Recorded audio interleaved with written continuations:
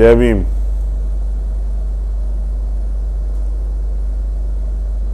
जय भारत, जय संविधान, जय मंडल। और आज के लिए एक विशेष लाइव, भारत में जो वर्तमान के हालात है उस पर चर्चा के लिए, उससे भी ज़्यादा महत्वपूर्ण, अगर कहीं भी अन्याय होता है और आप अन्याय को देखते हैं तो हमारे संतों गुरुओं महापुरुषों ने कहा कि अन्याय करने वाले से अन्याय सहने वाला ज़्यादा दोषी होता है। अगर आपके आसपास भी अन्याय हो रहा है और आप उसको देख रहे हैं और उस पर देख के आप चुप हैं, तो यानी कि आप अन्याय का समर्थन कर रहे हैं, आप भी दोषी। साथियों, जय भीम। भारत में समय समय पर जन्मे सभी संतों गुरुओं महापुरुषों को नमन करते हुए करुणा के सागर तथागत गौतम बुद्ध, संत शिरोमणि सतगुरु रविदास जी महाराज, भगवान वाल्मीकि महाराज, गुरु नानक देव, संत कबीर, गुरु घासीदास, इन संतों गुरुओं के बाद मैं बार बार संतों गुरुओं का जिक्र इसलिए करता हूं क्योंकि संत गुरु जो हैं रास्ता दिखाते हैं चलने का। अगर आपके पास गुरु नहीं तो रास्ता, मार्ग कौन सा आप जो है स्वीकार करोगे। और आपने अपने जीवन में जिनको आदर्श बनाया है वही आपके गुरु, तो उन्हीं के दिखाए रास्ते पे चलना है। पहले वो इस रास्ते पे चल के गए, उसके बाद अभी जिनकी जयंती हम लोगों ने मनाई 11 अप्रैल को, महात्मा ज्योतिबा फूले, एक ऐसा नाम जिन्होंने भारत का वास्तविक इतिहास, और उनकी एक बहुत महत्वपूर्ण किताब है गुलामगिरी। अपने इतिहास को जानना है तो गुलामगिरी जरूर पढ़िए। जिन्होंने शिक्षा की जोत जलाई, महात्मा ज्योतिबा फूले, मां सावित्रीबाई फूले, मां फातिमा शेख, छत्रपति साहू जी महाराज, बाबा साहब डॉक्टर भीमराव अंबेडकर, पेरियर रामास्वामी नायकर, पेरेलल्ली यादव, महामना रामसू वर्मा, बाबू जगदेव प्रसाद कुशवाहा, जननायक कपूरी ठाकुर, मान्यवर दीना भाना वाल्मीकि साहब और मान्यवर साहब श्री काशीराम, बाबू जगजीवन राम। आप तमाम महापुरुष जिन्होंने शोषित और वंचितों की लड़ाई लड़ी, उनको आगे बढ़ाने का काम किया, मैं आप सबको नमन करते हुए और देश के वीर शहीदों को नमन करते हुए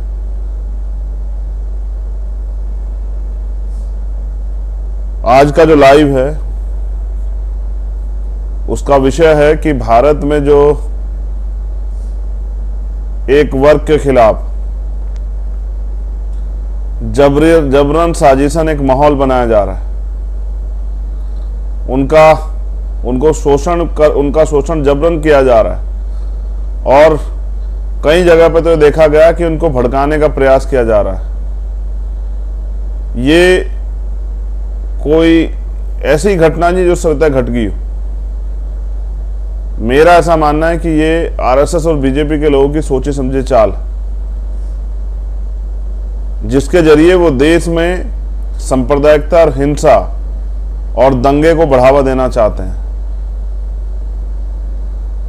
इस देश में गृह युद्ध कराना चाहते हैं और उस देश के माहौल को खराब करना चाहते हैं। और हमेशा से आरएसएस के लोगों की ये सोच रही है कि इस देश में किसी भी तरह से भाईचारा ना बने। साथियों, मैं इंतजार कर रहा था कि भाई पूरे देश में हमारे मुस्लिम भाइयों ने जिन लोगों को नेता स्वीकार किया, बिना मांगे जिन लोगों को वोट दी, चाहे वो दिल्ली हो, चाहे वो बिहार हो, चाहे वो उत्तर प्रदेश हो, चाहे वो उत्तराखंड हो, अभी 5 राज्यों के चुनाव भी खत्म हुए हैं, चाहे वो पंजाब हो, जिनको जिस भी पार्टी को, संगठन को उन्होंने वोट दी, क्या वो लोग बोलेंगे? क्या वो लोग आज अन्याय को देख के, जुल्म जाति को देख के उनके साथ खड़े होने का काम करेंगे? लेकिन क्योंकि मेरा आपका वोट का रिश्ता नहीं है, जब हम बहुजन की बात करते हैं तो इस देश के SC ST OBC और माइनॉरिटी की बात करते हैं, और इस देश की माइनॉरिटी का बड़ा परिवार जिसको मुस्लिम कहते हैं वो आज शोषण का शिकार। और नेताओं को लगता है, मुझे कहने में कोई बुराई, नेताओं को लगता है जैसे आज वही हालात है जो CAA NPR NRC के समय थे। कौन खड़ा होगा पहले, कौन खड़ा होगा जिसके ऊपर आरोप लगाए जाएंगे? कोई खड़ा हो जाएगा तो उसके पीछे हम भी चुपचाप बोल जाएंगे। लेकिन मेरी आदत ही नहीं है, मैं वोटों का नफा नुकसान नहीं देखता हूं। लेकिन अगर कहीं अन्याय हो रहा है और आप उसका समर्थन करते हैं या उसके खिलाफ चुप हो जाते हैं तो आप अन्याय को बढ़ावा देते हैं, और ये हम होने नहीं देंगे। अगर इस देश के RSS और भारतीय जनता पार्टी को ये लगता है कि वो अन्याय करेंगे और हम चुपचाप बैठकर देखेंगे तो ऐसा नहीं चलेगा। जो मैंने पिछले कुछ दिनों में देखा, चाहे वो करौली राजस्थान में हुआ, और मैं ये भी बता दूं कि RSS के लोग हर पार्टी में, इसलिए वो उनके एजेंडे को लागू करवाने के लिए दूसरे दलों के जरिए भी काम कराते हैं। तो चाहे वो उसकी शुरुआत भले ही करौली राजस्थान से हुई, उसके बाद वो चाहे बिहार या यूपी या मध्य प्रदेश, जहां जहां उसकी आग गई हो, ये एक सोची समझी साजिश है। क्योंकि देश में महंगाई बढ़ रही है, बेरोजगारी बढ़ रही है, भ्रष्टाचार बढ़ रहा है, EVM के खिलाफ माहौल बना हुआ है, तमाम लोगों में गुस्सा है, नौजवान सवाल कर रहा है, सरकारी कंपनियां बेची जा रही हैं, जनता जागरूक हो रही है। बीजेपी RSS के लोग साजिशन हम लोगों को दंगों में और धर्म संप्रदाय की लड़ाई में झोंक देना चाहते हैं। आप ये भी नोटिस कीजिएगा, क्या बीजेपी के किसी बड़े नेता का बेटा भी इन यात्राओं में शामिल हो रहा है, या बस वही दलित, पिछड़े और स्वर्ण जाति के भी वो लोग जो लोग मेहनत मजदूरी करते हैं, उन्हीं को इस आंधी में झोंका जा रहा है? ये जो किया जा रहा है ये सब एक सोची समझी साजिश है, और नेताओं को लगता है कि अगर वो इस वर्ग की बात उठाएंगे तो उनका दूसरा वोट सरक जाएगा। और मैं समझता हूं वोट सरके या वोट रहे, लेकिन अगर अन्याय को आप देख रहे हैं और चुप हैं तो आप मानवता के विरोधी हैं। और हम मानवता के विरोधी नहीं, हमारे गुरुओं संतों महापुरुषों ने हमें मानवतावादी बनाया है। मैं ये भी नहीं कह रहा हूं कि अगर कोई दूसरा वर्ग भी अगर अन्याय कर रहा है, गलत कर रहा है, संविधान का हनन कर रहा है, तो उसके खिलाफ भी कार्रवाई हो, कोई हो, चाहे किसी जाति, मजहब, धर्म का व्यक्ति हो। लेकिन अगर साजिशन किसी एक समाज को प्रताड़ित करने का काम किया जाएगा, उसके खिलाफ माहौल बनाने का काम किया जाएगा, उसके खिलाफ तमाम तरह के षड्यंत्र होंगे, तो अगर सरकार को लगता है कि सब चुप रहेंगे तो सब चुप रहे, चंद्रशेखर आजाद चुप नहीं रहेगा। मैं फिर आज वादा करता हूं, जैसे CAA NPR NRC में चाहे मुझे जेल भी जाना पड़ा था, चाहे लाठियां भी खानी पड़ी थी, अगर मुझे दोबारा से इस माहौल को सुधारने के लिए और भाईचारा बनाने के लिए दोबारा से भी इस लड़ाई में जेल जाना पड़ा तो मैं जेल जाऊंगा। लेकिन ये जो अन्याय हो रहा है इस पर मैं चुप नहीं रहूंगा। मैंने जो सीतापुर में देखा, उत्तर प्रदेश में कहते हैं राम राज्य और बुलडोजर चल जाता, लेकिन मैंने वहीं एक संत के कपड़े पहने एक व्यक्ति को जाहिलों से भी बुरी, जानवरों से बुरी बात करते देखा।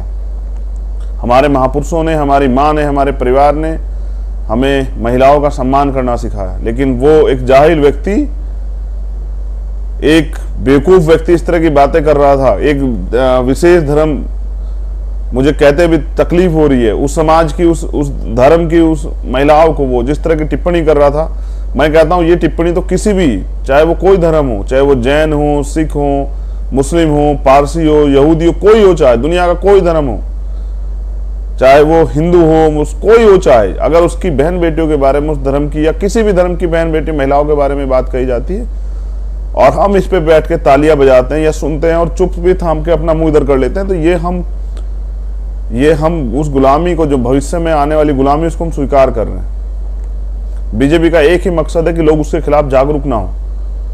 जिस तरह का उनके खिलाफ माहौल बना हुआ है और वो लोग इस समय कटघरे में हैं, चाहे वो EVM को लेके हों, चाहे वो महंगाई को लेके हों, भ्रष्टाचार को लेके हों, बेरोजगारी को लेके हों, जिस तरह से कर्ज बढ़ रहा है, अभी डाटा जा रहा है 128 करोड़ का कर्ज। उसके अलावा जिस तरह किसानों की आमदनी खत्म होगी, आम आदमी की आमदनी खत्म होगी, लगातार महंगाई के दाम बढ़ रहे हैं, स्कूल के बच्चों की फीस बढ़ रही है, किताबों के रेट बढ़ रहे हैं, खाने पीने की चीजों के रेट बढ़ रहे हैं, पेट्रोल डीजल के दाम में आग लगी हुई है, बिजली के दाम बढ़ रहे हैं। उस तरह से जिस तरह जनता में आक्रोश है, किसी तरह से धर्म का नशा, धर्म की चटनी चटा के और वो जो जागरूक लोग हो रहे हैं उनको सिर्फ धर्म की आंधी में झोंक के और अपनी सत्ता चला ली जाए, ये बीजेपी के लोग सोच रहे हैं। और वो काफी हद तक सफल भी हो रहे हैं, क्योंकि नेताओं ने चुप्पी थाम ली है। अगर उनके खिलाफ कोई बोलता है तो बुलडोजर चल जाता है। तो बुलडोजर आप अभी देखिए, अभी आज एमएलसी चुनाव का रिजल्ट आया, 33 सीटें बीजेपी ने, 9 पहले, उसके बाद बाकी जिन पे चुनाव हुए, जो बाकी सीटें थी 9 से अलग, उन पे बीजेपी के लोगों ने मोस्टली सीटें जीती। बस 3 सीटें नहीं जीती, और वो तीनों सीटें निर्दलियों ने जीती। जहां बीजेपी के सामने विपक्ष के लोग नहीं टिपकाए, वहां निर्दलीय, वो निर्दलीय भी देखिए कि वो मुख्यमंत्री की जाति के लोग इसलिए जीते हैं।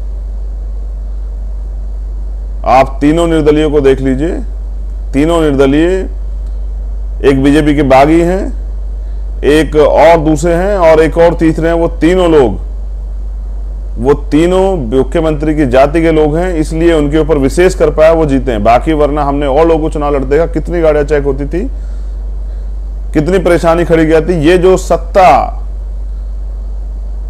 पैसे से सत्ता और सत्ते से पैसे का निर्माण करके, ये जो आम आदमी को झूठन राशन दे दे के जो है सत्ता में बने रहने का जो ख्वाब बीजेपी के लोग देख रहे हैं, और विपक्ष की, मैंने कई बार कहा कि हमें दूसरों को कोसने से ज्यादा दूसरों को के ऊपर देखना, अपने ऊपर देखना चाहिए। विपक्ष के लोग, सब लोग बनना चाहते हैं मुख्यमंत्री, प्रधानमंत्री, इसलिए बीजेपी वापस आई। कोई किसी का हिस्सा नहीं देना चाहता, और हिस्सा छोड़िए कोई किसी को सम्मान भी नहीं देना चाहता।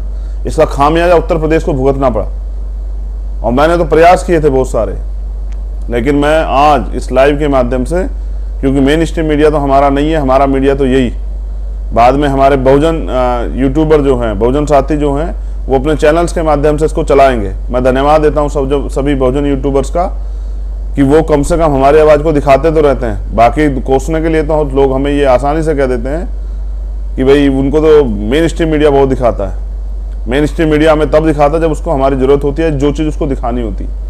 लेकिन मैं बहुजन मीडिया का धन्यवाद करता हूं, और धन्यवाद करता हूं सोशल मीडिया की। इसके जरिए पूरे देश में, मैं स्पेशली बहुजन समाज के लोगों से कहना चाहता हूं कि आजादी के इतने दिन बाद भी आपका वास्तविक मुद्दा दब जाए, जनगणना जिसकी आप मांग कर रहे थे, क्लोजियम सिस्टम जिसके खिलाफ आप लड़ना चाहते हैं, जिसके जहां आप दरवाजे अपने खोलना चाहते हैं कि हम भी वहां चले जाएं, ईवीएम जिसको आप हटाना चाहते हैं, ये जो तमाम जो महंगाई, बेरोजगारी, जो बड़े मुद्दे हैं, इन पे पर्दा गिर जाए, इसलिए बीजेपी ने ये खेल रचा है। और बीजेपी इसमें सफल हो रही है, क्योंकि हम उस खेल में बैठ के तमाशा देख रहे हैं। बीजेपी खेल रही है, और जो एक समाज है उसको प्रताड़ित किया जा रहा है। ये बीजेपी के लोगों का खेल, और हम सिर्फ तमाशबीन बने हुए नहीं। अब ये तमाशा नहीं चलेगा। पहली बात तो इस लाइव को शासन प्रशासन के लोग भी सुनेंगे, अधिकारी कर्मचारी भी। उस बाबा की गिरफ्तारी होनी चाहिए जिसने इस तरह के शब्द जो हैं भारत की बेटियों के, महिलाओं के बारे में कहे थे, जो मैं अपने मुख से बयान भी नहीं कर सकता। वो जो शब्द उस व्यक्ति ने किए थे, उस बाबा की गिरफ्तारी कब होगी, मुख्यमंत्री जवाब दें। उत्तर प्रदेश के कानून व्यवस्था संभालने वाले मुख्यमंत्री बताएं कि एक समाज की बहन बेटियों को, देश की बहन बेटियों के बारे में ऐसी घटिया बात करने वाला व्यक्ति कब गिरफ्तार होगा। और ये जो हिंसा, नफरत की हिंसा बढ़ाई जा रही है, ये सिर्फ और सिर्फ अपनी जो नाकामी है उसको बचाने के लिए, और क्योंकि ये जो माहौल बना दिया गया है कि इस देश में एक विशेष धर्म से खतरा, ये जो माहौल बना के जो है बीजेपी के लोग राजनीति कर रहे हैं, ये सिर्फ उनका राजनीतिक एजेंडा है। मैं बहुजन समाज के लोगों से कहता हूं, स्पेशली अपने समाज के लोगों से कहता हूं, जो शोषित वंचित वर्ग है, किसान का मेरा जो लोग हैं, कि वो इस नफरत की आंधी में बिल्कुल ना आए, और प्रयास करें कि भाईचारा बने। और अगर आपके बच्चे गुमराह हो गए हैं, किसी कारण से उसमें चले गए हैं उनकी उसमें, तो उनको भी समझाएं। धर्म इंसान को जोड़ने के लिए, धर्म इंसान को भाईचारा बनाने के लिए, तोड़ने के लिए नहीं है। इसलिए हम तथागत बुद्ध, रविदास, कबीर, नानक जी को मानने वाले लोग, हम भाईचारा चाहते हैं, अमन चाहते हैं, शांति चाहते हैं, तरक्की चाहते हैं, हिस्सेदारी चाहते हैं। और जब भी रंग चढ़ता है थोड़ा सा अपनी मेहनत के बदबूते मुस्लिम समाज के लोगों पे, तभी ये बीजेपी आरएसएस के लोग दंगा करा के उनके अंदर डर पैदा कर देते हैं, और फिर वो एक ही फैसला लेते हैं जो उन्होंने अभी लिया कि किसी लड़ने वाले की मदद नहीं करनी है, बस किसी को हराने के लिए वोट कर देना है। मैं आपसे कह रहा हूं कि जब तक हम नफरत की आंधियों को रोक करके भाईचारा नहीं बनाएंगे, तब तक इस सांप्रदायिकता की राजनीति करने वाली, धर्म का नशा जिन्होंने जोड़ दिया है राजनीति में, इनको हराना मुश्किल है लेकिन नामुमकिन नहीं। हम लोग प्रयास करेंगे। अभी मेरी अपील सिर्फ आपसे यही है, पूरे देश में जो बहुजन समाज के लोग हैं उनको वो इस धर्म की आंधी में ना पड़े। बीजेपी को अपने आप अपने शीर्ष नेतृत्व के द्वारा लड़ाई लड़ने दें, जो उनका पूरी दुनिया को उनके इस भयावह चेहरे का भी पता लगे। मैं जल्द जो है यूएनओ को भी लेटर लिखूंगा। बहुत सारी चीजें जो मेरी क्षमता की, जो क्षमता मुझे आप लोगों ने दी, उस क्षमता के अनुरूप मैं हर मदद के लिए आपके साथ खड़ा हूंगा। आपको भी बहुत सारे फैसले करने हैं। अगर आप लड़ने वाले लोगों का साथ नहीं दोगे तो शायद कोई लड़ने की हिम्मत नहीं जुटा पाएगा, और ये सरकार फिर उसके खिलाफ तमाम तरह की कार्रवाई और तमाम तरह के जो है इस तरह की प्रक्रिया को अमली जामा पहनाएगी, इस तरह की प्रक्रिया लागू करेगी कि वो टूट जाए। लेकिन हम डॉक्टर अंबेडकर को मानने वाले लोग, हम संघर्षों के आदि, हम अंबेडकरवादी हैं। हम ना झुकें ना टूटें और ना रुकें। तो मेरा आप सबसे प्रार्थना कि आप परेशान ना हो, हम सब लोग आपके साथ हैं और हर अन्याय के खिलाफ जो है ना आप मिलके लड़ेंगे हम लोग। लेकिन ये जो अन्याय हो रहा है, आप देखिए, मैं सक्रिय होकर इस लड़ाई को लड़ूंगा। जो अभी किया जा रहा है, जानबूझ के जो षड्यंत्र किया जा रहा है, और तमाम राजनीतिक दल तमाशा देख रहे हैं बैठ के, उनको लगता है कोई आग शुरुआत करेगा तो फिर हम भी एक एक दो दो बात कह देंगे। और ऐसा ही हुआ था CAA NPR NRC में। मेरी गिरफ्तारी के बाद तब नेताओं को याद आई कि नहीं, ये बोलना पड़ेगा, कहीं ऐसा ना हो कि ये समाज चंद्रशेखर के साथ खड़ा हो जाए, उसके साथ खड़ा होकर उसको मदद कर दे। लेकिन मैं फिर कह रहा हूं, मेरी लड़ाई आपसे राजनीतिक नहीं, ना ही मेरे रिश्ते आपसे राजनीतिक हैं। आप इस देश के वासी हैं और इस देश में किसी को साथ भी अन्याय होगा, किसी को भी सताया जाएगा तो चंद्रशेखर आपको खड़ा मिलेगा। मैं तमाम सरकारों से, चाहे वो किसी प्रदेश में कोई भी सरकार हो, मैं उन सबसे कहना चाहता हूं, इस अपनी अपनी जगह इस नफरत की आंधी को रोकिए। और अगर आप नहीं रोक सकते हैं तो फिर ये कुर्सियां खाली कीजिए। और अगर आप इसको जानबूझ के बढ़ावा दे रहे हैं तो मैं लिख के देता हूं कि जनता अब तैयार हो रही है। हमारा प्रयास है जल्दी जनता को तैयार करें, जो आपकी ये कुर्सियां वो उखाड़ें, जो आपने ये सांप्रदायिक तक कुर्सियां जमा, इनको उखाड़ें। ये जो अन्याय किया जा रहा है पूरे देश में, ये अन्याय अगर आज आप सोच रहे हैं कि खाली मुसलमानों के साथ हो रहा है, तो ऐसा नहीं। कल ये आपके साथ भी होगा, बुद्धिस्टों के साथ भी होगा, सिखों के साथ भी होगा, जैनों के साथ भी होगा, ये दलितों के साथ भी होगा, पिछड़ों के साथ भी होगा। क्योंकि बीजेपी की अंतिम अच्छा इस देश में मनु का जो विधान है, मनुस्मृति जो है, वो लागू करना है। और ये संविधान खिलाफ है। संविधान खिलाफ कुछ भी होगा, क्योंकि संविधान सभी धर्मों को धार्मिक आजादी देता है। अगर संविधान के खिलाफ जाए कुछ भी किया जाएगा तो हम उसका विरोध करेंगे, वो कोई करे चाहे। आज आप जिस तरह का माहौल बना रहे हैं, ये सिर्फ और सिर्फ टारगेट पे दिखाया जा रहा है मुसलमान। लेकिन सच ये है कि इस देश में संविधान को खत्म करने का काम RSS बीजेपी के लोग करने की कोशिश कर रहे हैं। हम उसमें कभी उनको सफल नहीं होने देंगे। जब तक बाबा साहब अम्बेडकर के बच्चे हैं तब तक बीजेपी ऐसे ख्वाब पालना बंद कर दे। हम अंतिम सांस तक इस लड़ाई को लड़ेंगे। मैं साथियों से कहूंगा कि वो घबराएं नहीं, संवैधानिक रूप से डट के इस लड़ाई को लड़ा जाएगा और सरकार को बताया जाएगा कि वो नफरत फैलाएंगे तो हम इस नफरत के खिलाफ संवैधानिक आंदोलन भी चलाएंगे और इस सरकार को मुंहतोड़ जवाब भी देंगे। बहुत बहुत धन्यवाद। जय भीम, जय भारत, जय मंडल, जय संविधान। मेरी आपसे अपील है कि नफरत को बढ़ावा मत दें, क्योंकि जब कोई माहौल खराब होगा, जो बीजेपी RSS के लोग करना चाह रहे हैं, उसमें किसी नेता को नुकसान नहीं पहुंचेगा, आम गरीब लोगों को नुकसान पहुंचेगा। सभी जाति धर्म के लोग होंगे वो। और हमेशा मैंने पहले भी कहा कि जब भी थोड़ा सा आगे बढ़े हैं बहुजन समाज के लोग, तभी बीजेपी RSS के लोगों ने षड्यंत्र करके उनको आर्थिक रूप से कमजोर करने का प्रयास किया। ये उसी की प्रक्रिया है कि ये लोग खड़े ना हो पाए अपने पैरों पे। बहुत ध्यानपूर्वक, समझदारी से अपने आंदोलन को आगे बढ़ाएं और कहीं जहां जहां इस तरह की घटनाएं हुई उन पे भी भीम आर्मी के लोग संज्ञान लेंगे, न्याय दिलाने का काम करेंगे। और ऐसी तमाम, जैसी बिहार की जो घटना थी, एक माहौल खराब करने का काम, अगर ये कोई और भी करता दूसरे धर्मस्थल के साथ तो भी मेरा बयान यही होता। लेकिन मैं कह रहा हूं कि ये जो करने का प्रयास किया जा रहा है ये गलत है। ये अन्याय बर्दाश्त नहीं किया जाएगा। मैं पूरे देश की आजाद समाज पार्टी भीम आर्मी के लोगों से कहना चाहता हूं कि जहां भी अन्याय हो रहा है इसके खिलाफ तुरंत एक्शन लें, कार्रवाई करवाएं मुकदमे दर्ज करवाएं और ऐसे लोगों को अरेस्ट करवा के जेल भिजवाने का काम कराएं जो सांप्रदायिकता का माहौल बना रहे हैं या बिगाड़ने का प्रयास कर रहे हैं। सब लोगों पर नजर रखें। बहुत बहुत धन्यवाद।